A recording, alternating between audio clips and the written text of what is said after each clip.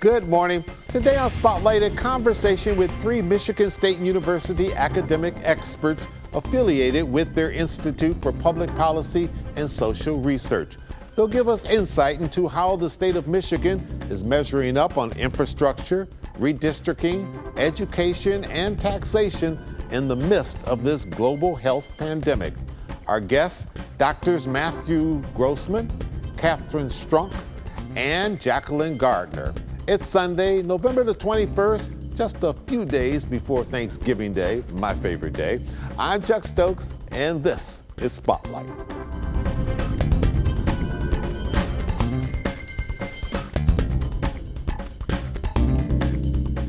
Dr. Grossmann, Dr. Strunk, and Dr. Gardner, thank you so much for joining me today on Spotlight. I'm going to begin with you, Dr. Grossmann. You're director of the program there at Michigan State University. We're going to get to redistricting and taxation and COVID and education in just a second, but I would be remiss if I didn't piggyback off of the fact that the President of the United States was just in Detroit at General Motors' new EV plant. He just got his infrastructure bill, bipartisan bill, through Congress. Okay, here we go. Yeah. Bravo. The kind of conversations that take place around your kitchen tables. Conversation as profound as they are ordinary. How am I going to get to work on time if I-75 is flooded again? How can I be sure my job at the auto plant is still going to be here a few years down the line? How can I afford to get my child a degree beyond high school if they don't start with the same opportunity? And more broadly, how do we emerge from this pandemic, not just with a little breathing room, but with a real fighting chance to get ahead? I want you to feel the way I feel, pride in what we can do when we're together as the United States of America. And it starts here in Detroit. Is this infrastructure bill, which is a humongous amount of dollars and cents, is it going to be good for Michigan? And he keeps saying it will pay for itself. Will it really pay for itself in the eyes of the average taxpayer? Well, there certainly will be a lot of money coming to Michigan, not just for roads and bridges, but also for water infrastructure and other parts of our infrastructure. And we know that it has been rated poorly in the past. So Michigan should certainly benefit directly. The Congressional Budget Office has said that the bill will not entirely pay for itself. It'll be about $250 billion behind over the 10-year period. So I don't have any reason to doubt their projections. So the infrastructure bill will be good for Michigan. That doesn't necessarily mean it will be good enough for Joe Biden to raise his approval ratings with the public, but we should see some direct benefit. Mm-hmm. Dr. Grossmann, I'll go back to you. You've been following this very, very closely. This Independent Citizens Redistricting Commission has come up with the maps. You've looked at these maps, you've examined them, and what's your analysis? Have they done a good job? Because they are catching flack from all sorts of sectors. That's right. We have a very new process this year where the maps for congressional districts, state house, and state senate are being drawn by this independent commission that I've been fortunate to be working alongside for the last year. And they have produced the sort of final selections for all of those. We have polling data from the public, which says that even though there are some concerns about the commission, most people, the vast majority of people, expect the commission to draw better maps than the legislature did. And we agree with that assessment. They are going to be fairer maps than the ones that we had before. So in that sense, it will be a success. But that doesn't mean that we don't have some criticisms. We have a report out that has 160 pages of everything that you could want for how the commission maps apply the criteria that they're supposed to apply. And there are concerns across the board from just the basics. Do they have an equal number of people in each of those districts? It turns out the congressional maps would actually be below 40 for other states in terms of basic population equality. So there might be some things to fix there. As you know, the Voting Rights Act compliance strategy that the commission has been using is somewhat unusual in trying to make districts that are about 40% African-American voting age population rather than any districts that are above 50%. They went about changing that strategy for the maps for State House, but they did not make those same changes for the State Senate. So we're advising them to look at the map submitted by Brittany Kellum, the Detroit commissioner, to see if they want to make the similar changes that they made to the State House maps to the State Senate maps. So there's criticisms across the board, but we should expect better maps. All right, very good. We'll get back to some questions on redistricting later in the program. Dr. Strunk, the pandemic, it has wreaked havoc in so many different ways on our society, but perhaps none more than what it may be doing in terms of education, especially K through 12. You've studied this. What impact do you see that this is having, and has it mainly been negative or positive or a mixture of both? So I think it's important to think about a mixture of both in a lot of ways. And I don't want to detract from the fact that a lot of educators and families are saying that kids have learned a lot of resilience and a lot of facts about life in the last 20 months. That being said, what we can measure doesn't look good. So in Michigan, we've been able to measure using both MSTEP scores, which are the state standardized achievement tests offered in the spring of each year, meant to be an end of year snapshot. And also the legislature required last year benchmark assessments, which are more formative style assessments in both the fall and the spring of 20 and 21. What we see is that students are making progress, but at a much slower rate than we would normally expect in a given year. And in particular, there are more people at the kind of bottom end of that distribution, students who are really struggling, and there's more of them this year at the end of 2021 than there were in previous years. A lot of money is coming in from the federal government in terms of the pandemic and trying to use a lot of that on education. Based upon what you see and what you've studied so far, are people putting that money to good use, or could it be better used in terms of how we are spending it for education in relief of this pandemic? Well, the answer to that question, it can go both directions. So districts have started to use their COVID relief money, but they also just got awarded even more money. And we're talking in Michigan, billions of dollars for the state to go to different districts. And to evaluate whether or not districts are using it well, that's going to take some time. I do encourage districts to evaluate what they're doing with their money and if it's going well. And I also encourage districts to think about what their local needs are versus what other districts might be doing that seem like they're doing a good job, because each district is really unique and their needs may not be the same as a neighboring district. So when they're thinking about how they might spend this huge influx of money, they really need to think about what their needs are and what solutions will meet their needs. All right, we need to get a little break in here. We will come right back with some more questions right after this.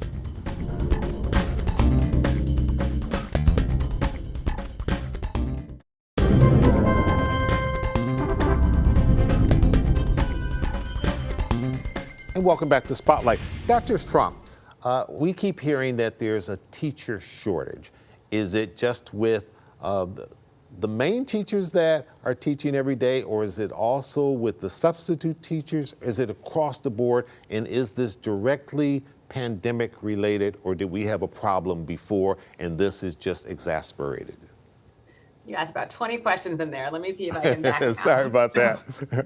Yes, we are seeing a substantial teacher shortage across the state, both for teachers, but for substitute teachers, also for school staff, bus drivers, janitorial staff, lunch people, across the board. We're seeing staffing shortages everywhere. These are people who are on the front line. They're risking their health every day. They're risking kids' health every day. And they've been dealing with a lot for the last 20 months. They've been dealing with, a lot of political backlash, whichever way they're going. And so this has been a harder than usual job. And being an educator is already a very hard job.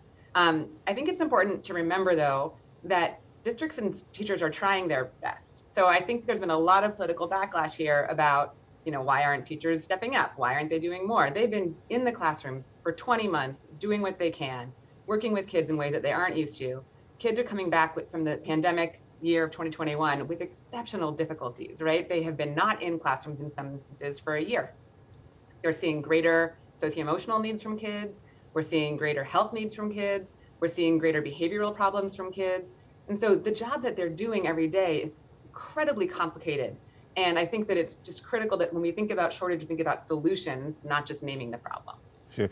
Dr. Gardner, we see at the local school board meetings fights over whether or not students should even wear masks. So politics is clearly in this system. You mentioned earlier about the boatload of money that's coming in from Washington to all these different school districts. How do you take politics out of this? Can you take politics? And when you have this much money at bay, everybody is going to have a plan or a work order for how that money should be spent. You are absolutely right. With this influx of money, we are seeing lots of vendors, consultants, policymakers, politicians having their opinions about what money should be spent on and what is the most important thing to spend money on. And we urge districts to take a step back and take an internal look within their community, within their community stakeholders, to see what it is that they need and to try to mute the outside noise from the politics and the politicians. While they have a lot of input, it's really important to take an internal look at your own community, your own district, to see what it is you need, because an external stakeholder may not know what the district's needs, most immediate needs are. And when you do take a look at your needs as a district, you should absolutely prioritize them. Think about what other initiatives are already occurring in the district and how new things might work alongside those. And also think about resources within the district other than financial resources that might be needed to implement something new from this ESSER money. One other thing that I would just think that's really important to mention is that these ESSER funds, they're a one-time funding opportunity as of right now, meaning they're unlikely to be renewed. So when districts are thinking about what they're going to spend their money on, it's important to think about what is a non-recurring cost that they can put into their district versus something that they will have to look for funding for in the future once the ESSER funding is spent or the timeline is up for spending it. Sure.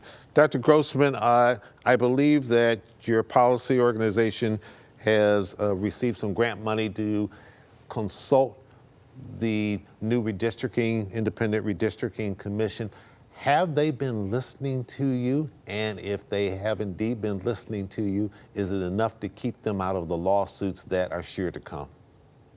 Well, no, on the second question, they have been told from the beginning to expect lawsuits. They've already been through several rounds, and there will be several more rounds to go. So nothing we can do can keep that fully out of the way. We did give them some practice. We actually practiced on the state of Ohio with the commissioners. So back in March and April, we had them draw some congressional districts for the state of Ohio just to get their feet wet and get some outside feedback in response to the sort of fake maps that they had drawn. So they at least had some experience once they got to drawing real districts in Michigan.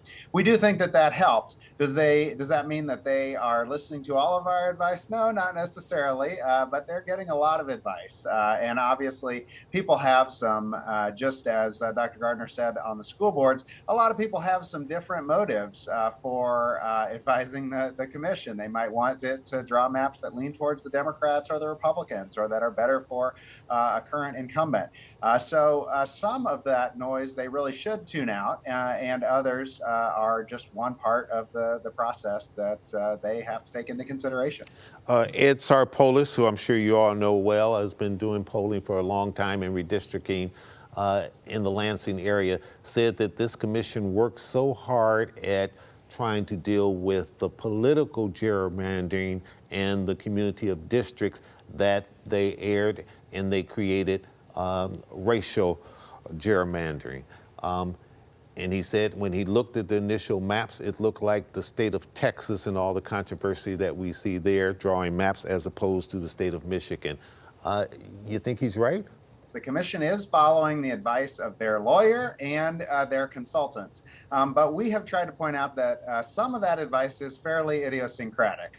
So, for example, the commission is reliant on electoral data to say, are there candidates that African Americans would support that whites might not support? But the only data that they have is from general elections, and they have one primary, the gubernatorial election from 2018. So that's really not a lot to go on to know whether African American preferred candidates will win in primary elections in these districts that move from the Detroit area outward to the suburbs. And their consultant has said that any district with 40% African American should be able to elect a candidate of choice from African American voters. That may be true, but their maps are quite reliant on that being true. And that's why they've gotten a lot of flack from voters, especially in the Detroit area, for drawing a lot of districts that move outward from Detroit to the suburbs.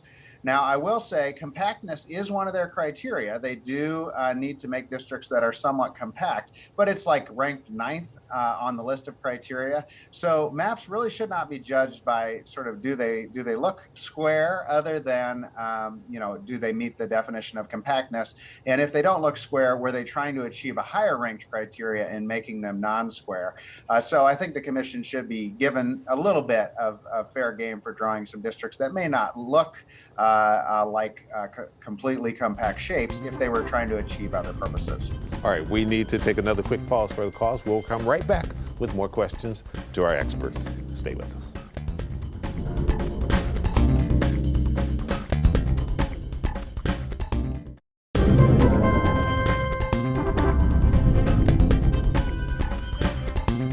Dr. Gardner, you've been looking at all these numbers and all of these detailed studies. What do you hope people learn most by the information that Michigan State University, the Education Department, and your Policy Institute have put forward? So I think there are a few quick things that I'm hoping everyone can take away from our paper. The first is, when you're thinking about spending these big ESSER funds, involve your community, involve your stakeholders, take an internal look. The second thing is to spend the money on things that are going to support the needs of your district. Do a needs assessment and figure out what that is. And finally, make sure you're evaluating your program so that you know what is and is not working. And keep in mind that success does not necessarily mean an increase in student achievement scores. We're thinking about meeting students' basic needs in a lot of situations. Sure. Dr. Strunk, you've been paying great detailed attention to the impact of COVID-19 on our education system. What do you hope we have learned from all of this? I hope we've learned how important schools are. So I think this is a no-brainer to a lot of us, but in some ways I think this has really accentuated the critical importance of K-12 education and public K-12 education in our communities and in our state. And so I hope that people take away that we need to be thinking a lot about how we support our system of public education, how we help them over the next, it's not just going to be 1 year, it's going to be 5, 6, 7 years of recovery time so they can continue to help students accelerate their learning and kind of catch up to where they were. Dr. Grossmann, all of these incentives that we're seeing now, particularly for electric vehicles, battery plants, whether it's Ford, it's GM, it's Magna, is it going to all be worth it long term? Well, consumer incentives have a pretty good track record. In other words, giving money directly to people to buy something like an electric car or a bike. The business development incentives don't have as good of a track record. When people look back, they find that most of those decisions about where to locate a factory or whether to expand it are not made on the basis of those tax credits. So some of that money is more likely to be wasted. All right, we need to take one more break. We'll come right back with some final questions.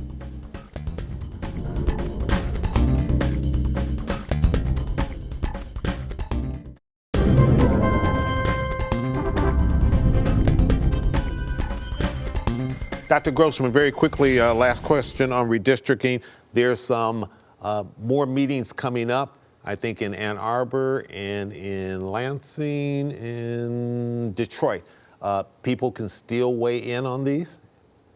They can.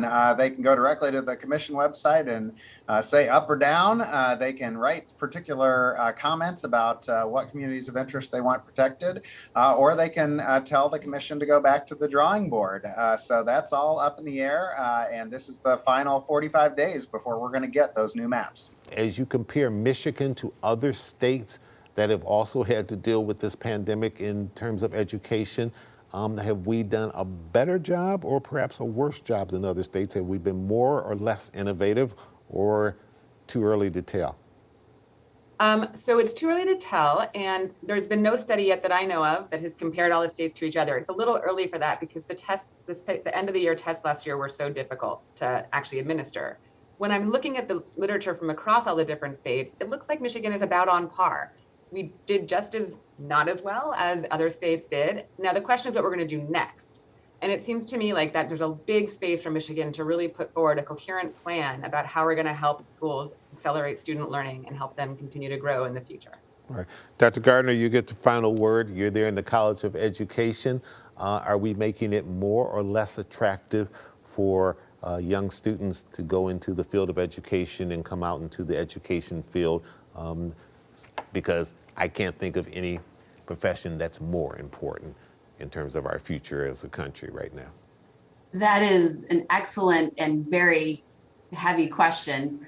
I think that that's an area that we could grow in as a state, probably as a university as well.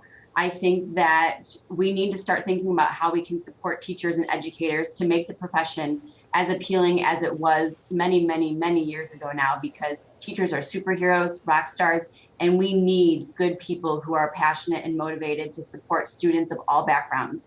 So I do think that's an area that we could improve, but I think that the work that we are doing, the work that Dr. Strunk and her team are doing, and IPSR and Dr. Grossmann, we're all trying to make that a reality, hopefully in the near future. All right, Dr. Matthew Grossmann, Dr. Katharine Strunk, and Dr. Jacqueline Gardner, thank you so much for joining us from Lansing, Michigan State University. And if you out there have great ideas for them as well as everyone else on how to spend all this boatload of money coming in from Washington, send us your ideas. We'd love to share them in an upcoming Spotlight. I'm Chuck Stokes. We'll be back next week with more newsmakers in the Spotlight. We hope you have a great week.